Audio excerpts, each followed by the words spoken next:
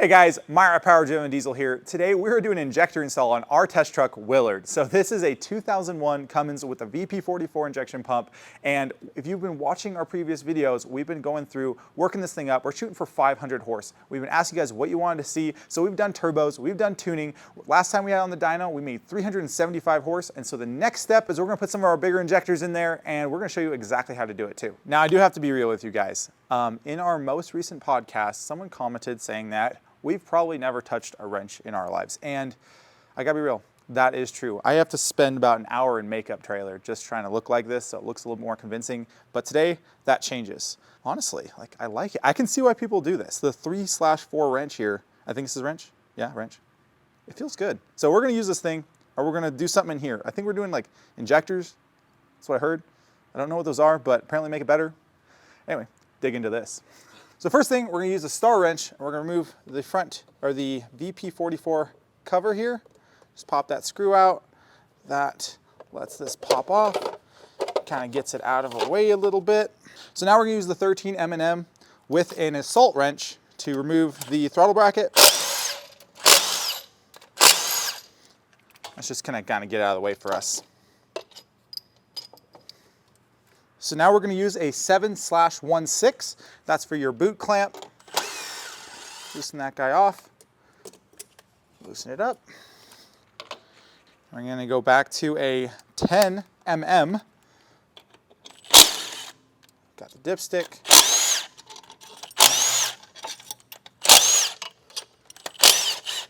Take one. And pop this guy out of the way. Now this is where I like to be a little excessive. You either have to pretend like you're not going to drop anything down that hole, or you can think about putting a crappy little paper towel in there. It can fall all the way down, it gets sucked up in your motor. I like to use a flashy, larger rag or something, and don't push it all the way in, let it stick out. That way you'd really have to be struggling at life to put that back on your intake horn and have it get sucked up. So, and now we're going to undo the grid heater wires, again, your 10 mm.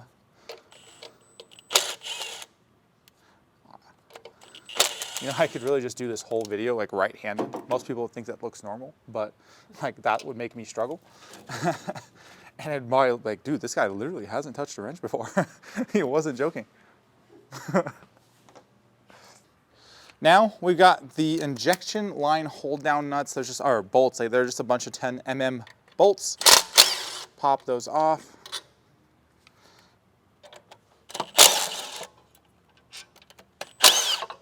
Any bolt that's holding the injection lines down will have to go. Looks like we got more back there. Use a, I don't know what you call that, some kind of a wrench. A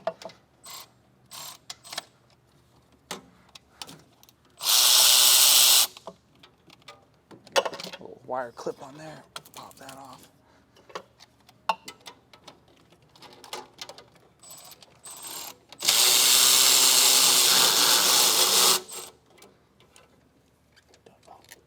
There we go. So now we're going to use our 3/4 wrench and start undoing our injection lines. There's a front set and a rear set, so you just try to get the front set off first, and then that gives you more room to try to get the rear set off. So we're going to do that. This is like the worst part about injector swaps on these, is trying to get the lines off.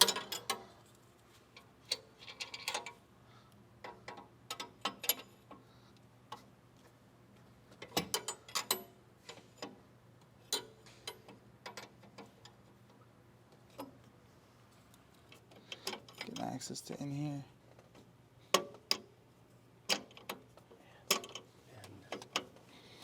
20 years.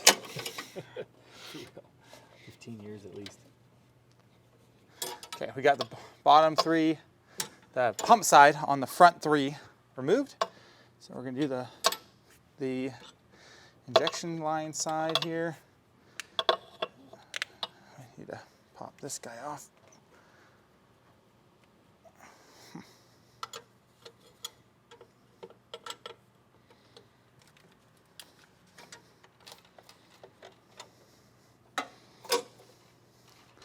Clean this guy off. So we removed the lines from the VP side for the front three. or see how there's two packs right here. You got your front pack, your rear pack. So your front pack is going to go, so this one, and that one's going, where's it going off to? Oh, number 1 here. So we're going to remove those, that way we can get rid of that clump of lines, and then we can get at the rear one a little easier.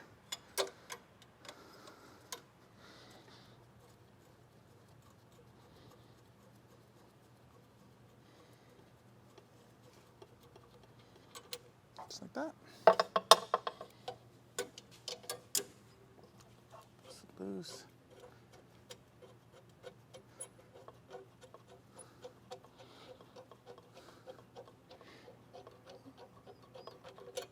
If we've done our job correctly, that pops off. Just like that.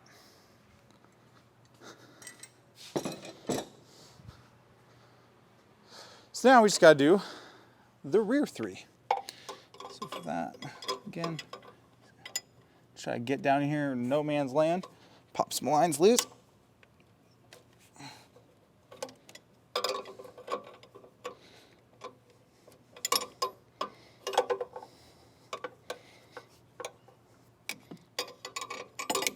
A line wrench would come in really clutch right now. I don't know what it is, but I've heard things about it.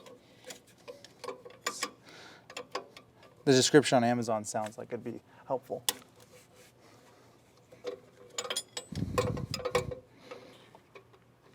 So this thing's had a VP44 and it's had an ECM. Someone did not have a good day. Whoever the last owner of this truck was. Then, gotta go in here.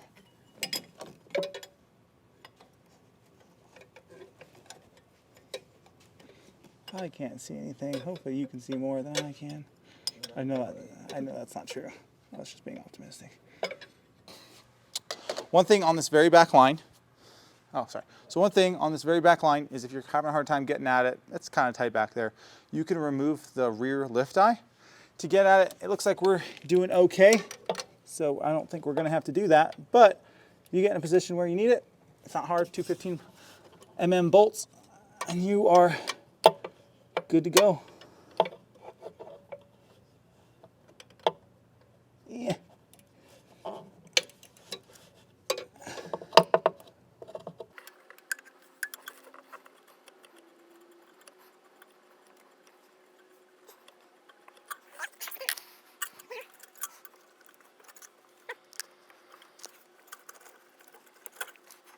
So I just completely forgot about the dipstick mount. There's one up top by the intake horn. There's another one that's attached to this line bracket. I'm gonna pop that off really quick.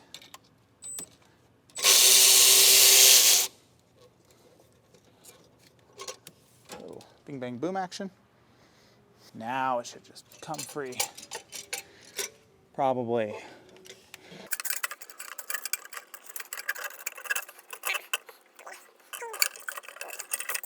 So now the hard part is done.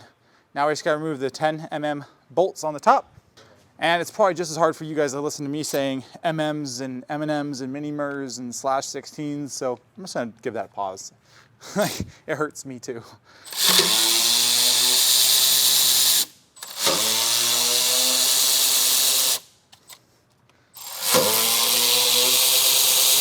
Just gotta grind it till you find it. See, that doesn't work, right? So a little clutch drop action.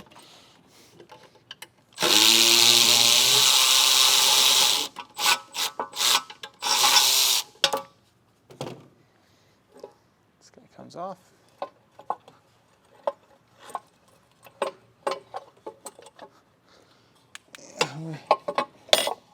Come on, man.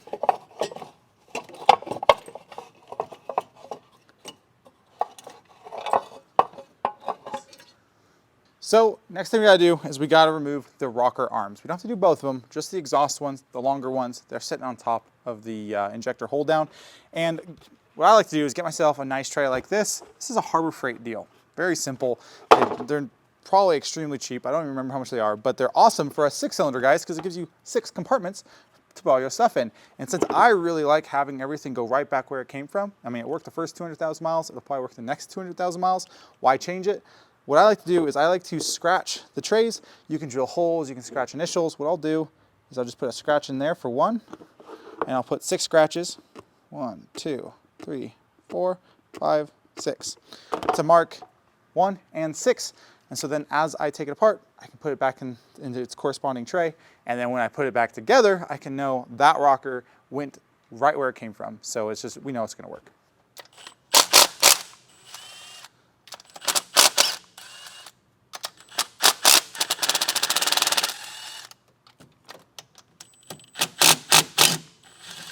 Anyone saw that was like, oh, did he really just do that? Sometimes you gotta grind it till you find it.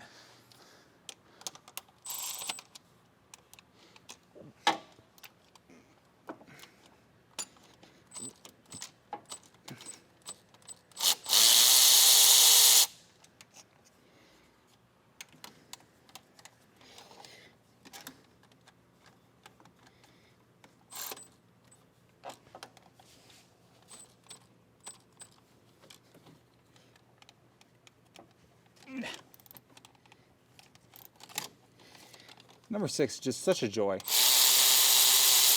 There we go. So, checking our scratches. We got 1 scratch there. So we're gonna go ahead. Cylinder 1. This is working really well for us so far. Now, that's really convenient. I'm glad that happened. So, as you can see, now is a great time to do push rods if you're wanting to, and you're most of the way to injectors too, so, or to valve springs. So if you're trying to do a little bit something with your VP, like it may not be a bad idea.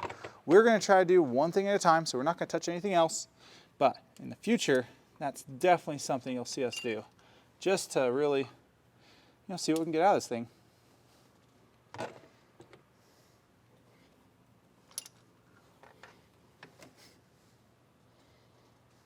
Go. Boom. So now we're going to pop the injectors loose. That is an 8 millimeter on the top there. Let's loosen them up.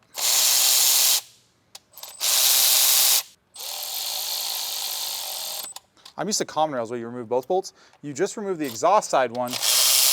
Oh my God. Did the wrong one again.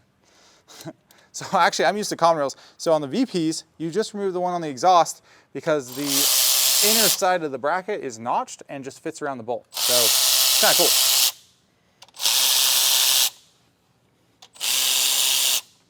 It's really a testament that Cummins was looking out for your boys here, because it really makes it way too easy.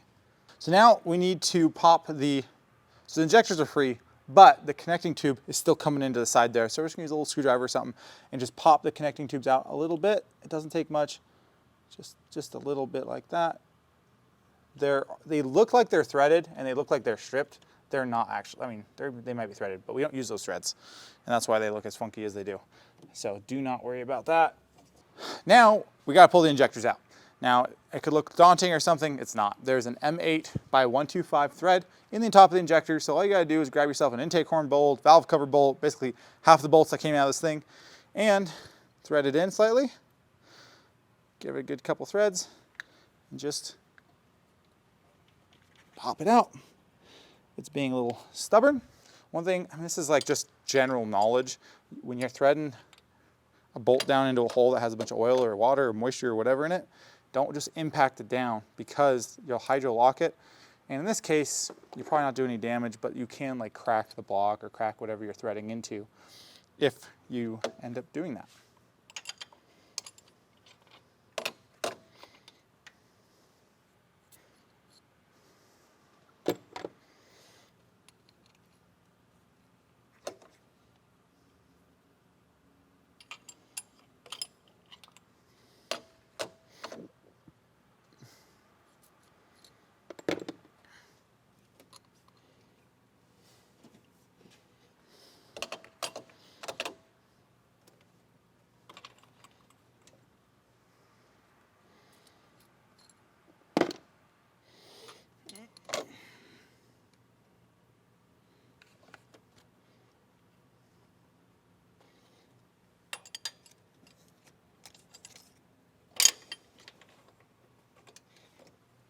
Bing, bang, whoa, boom.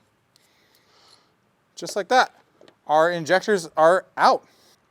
So now we got our new injectors. Pull the caps off, and we're gonna go ahead. I like to put a little oil on the washer itself. It just makes me feel warm and fuzzy, just because it helps, in my brain, it helps it seal up a little bit. Put a little bit in the fuel inlet just so that crossover tube can seal up nicely. And we're gonna put a little bit on the O-ring as well. It's gonna drip a little bit, it's fine. Now we're looking at where that inlet is. Keep that in mind when you put it in, and you want that towards the crossover tube. It's very simple, just set yourself up for success. Just pop it down, just like that. And we're just gonna go ahead and do that to all the cylinders. Lube up the copper, lube up the inlet, and lube up the O-ring. And then pop it in.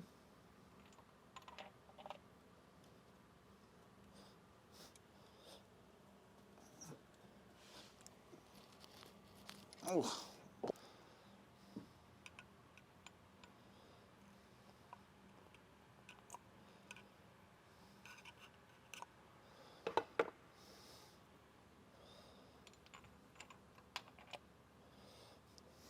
So now we got the injectors in. Now we're going to get our crossover tubes ready. So first of all, clean them up. We got new O-rings on there, but one thing I like to do is shoot a little brake clean back through them, just to make sure, whew, nice whiff of that. They're cleaned out, and then I like to put a little bit of oil on that O-ring. Once that's all done, it's all lubed up, go ahead and just pop it in its hole. Just like that, and just do that another 5 times. To take our injector holders, pop those guys in there, and put the bolt in. Just go down the line.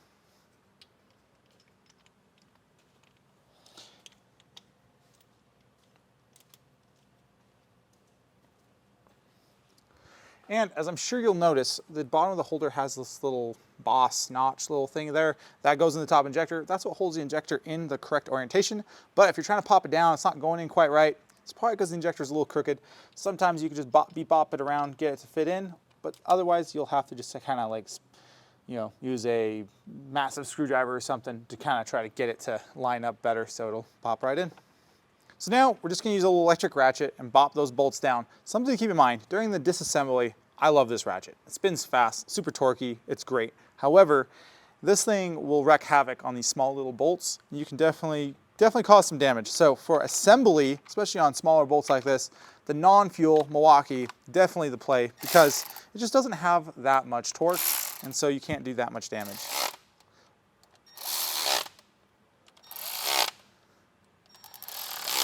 We're gonna finish this thing off with a torque wrench.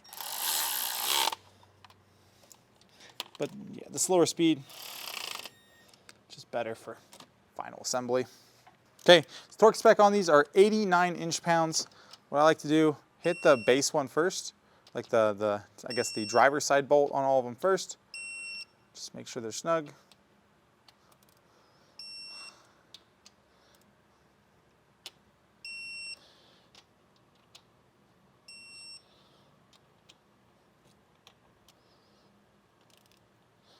I'm just gonna go ahead and torque.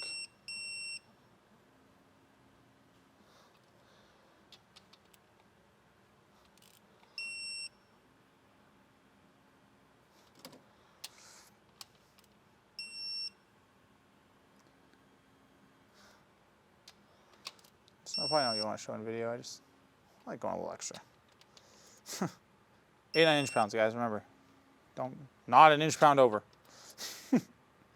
No, 89 inch-pounds.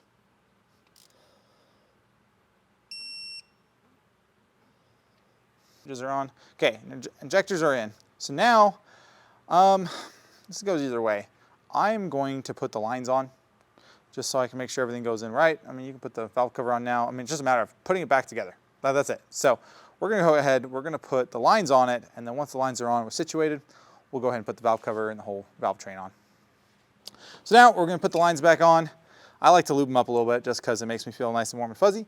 And yeah, rear set first, just like the opposite of removal.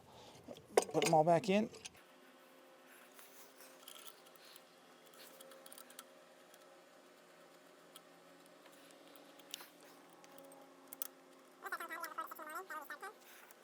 So we got the rear line on, it's all tight. Now we're gonna throw the front line on and then get it all tight.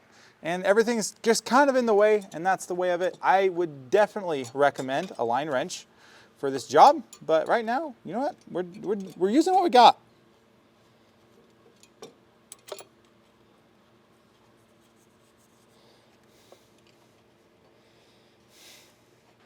Okay, so now we're gonna put our valve covers on. Sorry. So now we're gonna put our exhaust rockers back on. That's pretty self-explanatory. They just kind of pop right there in place.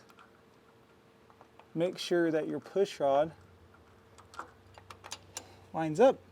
If you get on the edge of the push rod and try to bar the engine over, you can crash valves and bend push rods and do all that stuff. So it's not ideal. So just kind of give it a little extra care when you pop it down in there, just to make sure you got it right.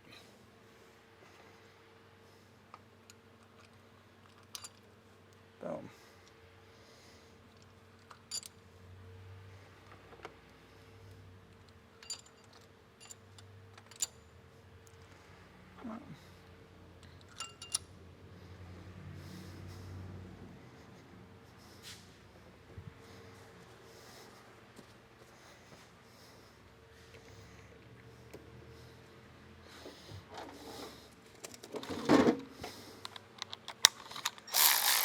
Once again, we're gonna use our baby ratchet. Suck it down, make sure the push rod's right before you start cranking it down.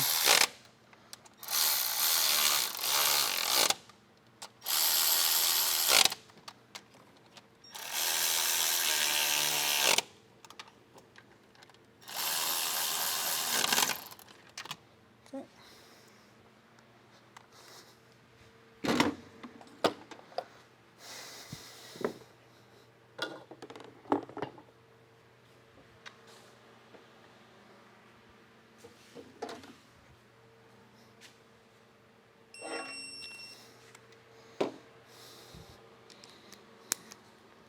Now the torque on these guys is 27 foot-pounds.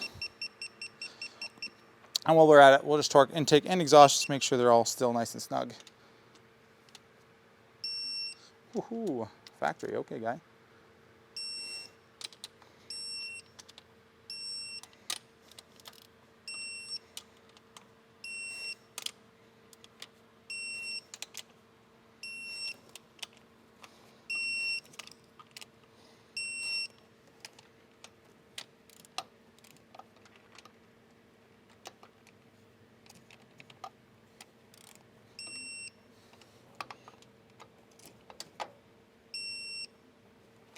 There we go, just like that.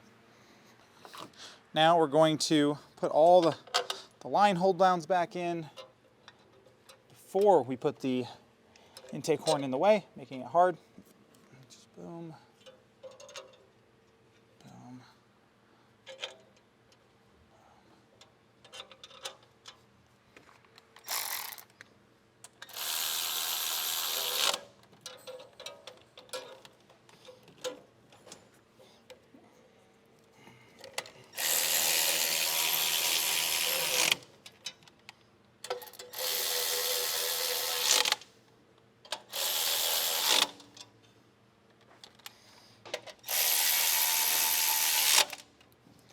And then the torque for all these bolts is 18 foot-pounds.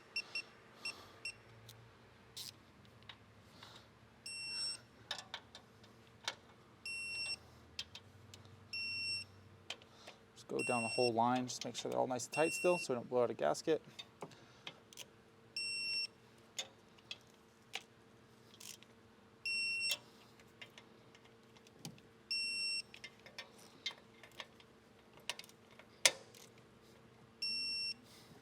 Like that.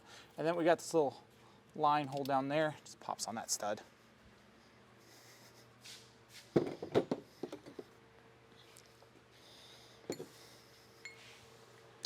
Now Now this is where we want to decide how good of a person we are. So in order to get to that back injection line, we decided to take off the rear lifting bracket. Now if this was like a customer's truck or something, the right answer is put it back on. This isn't a customer's truck, this is our truck.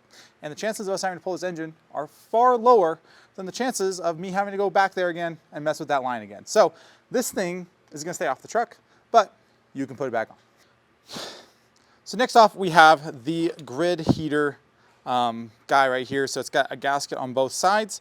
The bottom gasket did not come off cleanly, so we ended up having to scrape that back off. This guy, the top one, came off really, really nice. So I'm just gonna go ahead and reuse that. But a trick for you guys, something I found with the higher power stuff, especially when you start making more boost, is you can put this guy in there, but it will blow out, especially at those higher boost levels. And so you can glue it in place, but then every time you pull this thing apart, you've got to scrape glue off. So what I do is I glue one side and I anti-seize the other. What that allows is it to be glued down on the plenum itself. So it's glued down, it's not going to blow out, at least not as easily.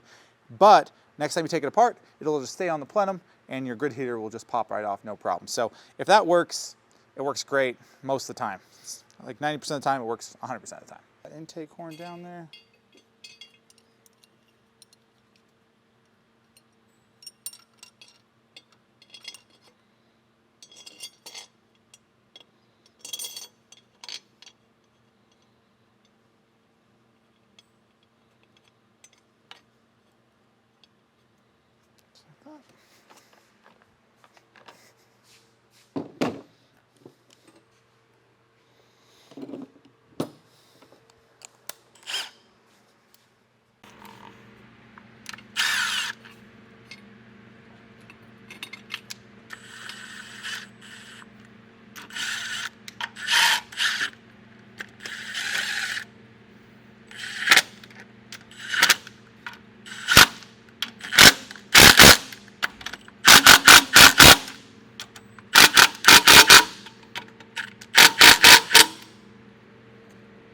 Now we're going to find those grid heater wires, wherever they fell off to. Where did they go?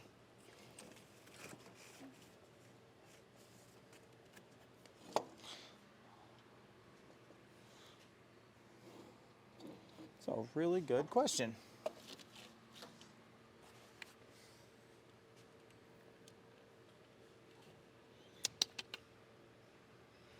Oh, right here.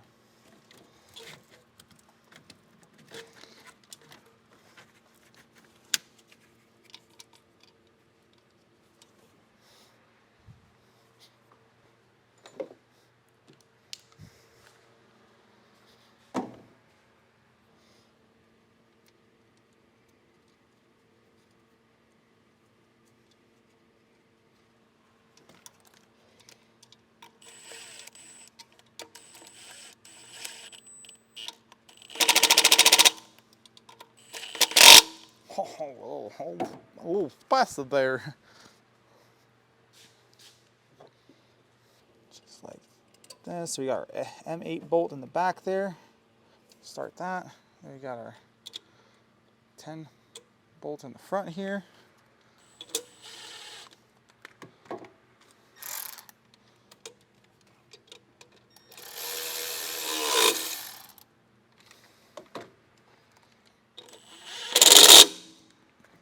Now this is a super common one. Let's just say you did injectors or really messed anywhere in your engine bay and all of a sudden your heater only comes out, or your AC only comes out defrost and your four-wheel drive doesn't work anymore. Well, that's because you probably knocked off a vacuum line which actuates those things. So just pop it right back on. These trucks, with being as old as they are, the lines are decrepit, so it's very common. But either way, there you go. We'll mount that guy back up.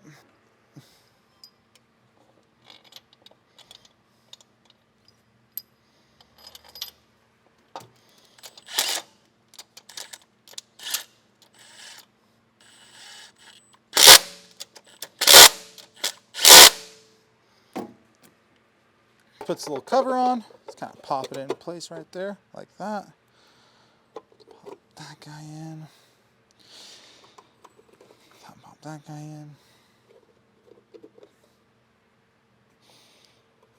Just like that. And then last but not least, anytime you have a rocker off, and honestly it's been enough miles, we should probably just check valve lash anyway.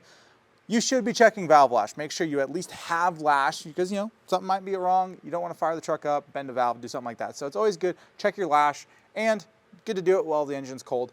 We have covered, Todd actually covered this, how to do your valve lash in another video. So we'll go ahead and link that, but we're not going to cover that here. Check your valve lash and then just install your valve cover. We're done.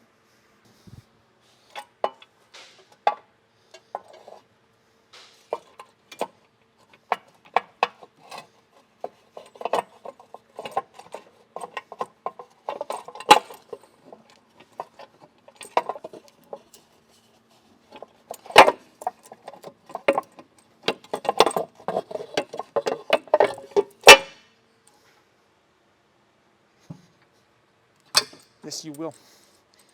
Okay, there we go.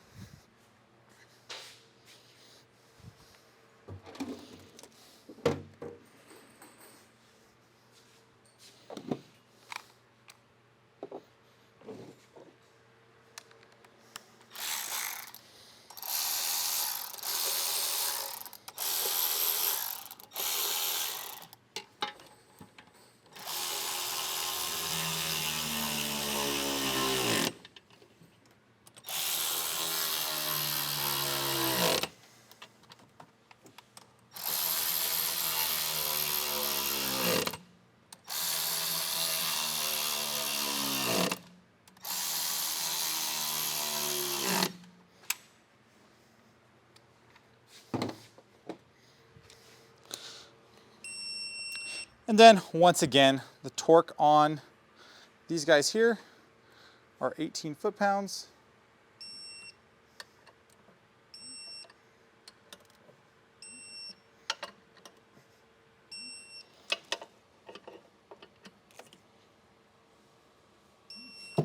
And again, intake horn also 18 foot-pounds, which looks like we got them plenty tight. That's a little loose. I'll have to get a deep socket to that.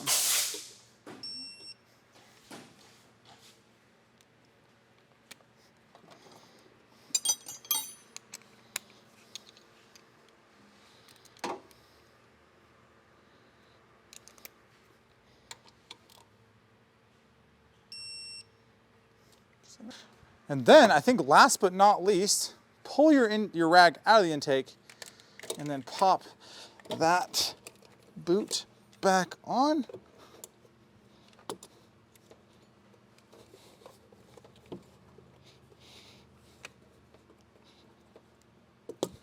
Just like that.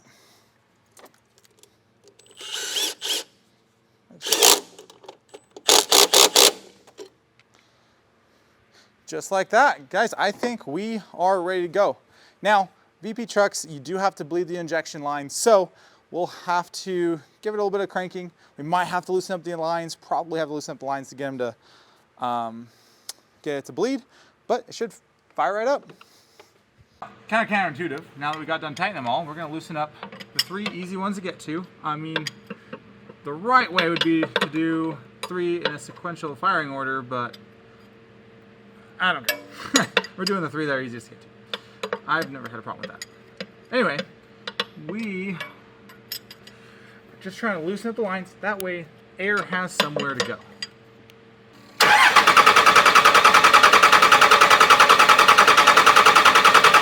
You got liquids. Oh, I mean, it's only coming out the back one. All right.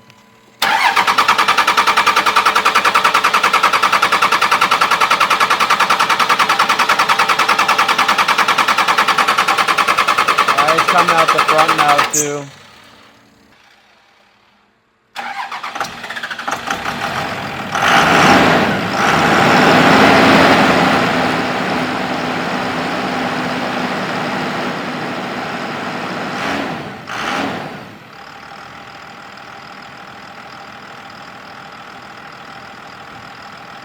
Got a really important trick for you guys. There's no mic. Get over here, microphone. Here, interview us, Will. Tell us. All right, I'm tired of hearing. I am tired of hearing the belt squeak on this. So I'm going to take a little daub of RTV. This is wet, right stuff. Any silicone. Watch this. Rub it on the belt right here. right across the alternator pulley, and then on the inside of the belt. Go ahead, fire it up, Meyer. And then shut it down. Let's hear that belt squeak no more. I love listening to the magic. belt squeak. It means it's a tight engine. It's good. Okay, shut it off. Ah, one more time.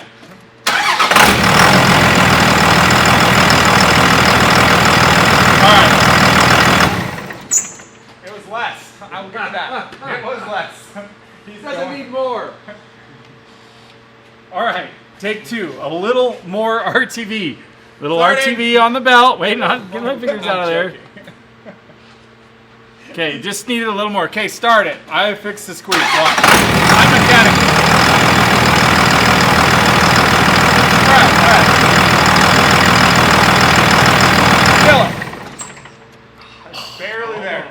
Barely. Wait, let me get a little more. Idle for like 3 seconds. It Put it out was. for a little longer so it gets more distributed across the whole entire thing. It needs just a little more RTV. 3rd time's the charm. Just like grab the gun, why don't you? Oh, dang it. What's this goop on my engine bay? Will, you are the reason they think we don't touch wrenches. Okay, go ahead. Let's listen. There's no more squeak.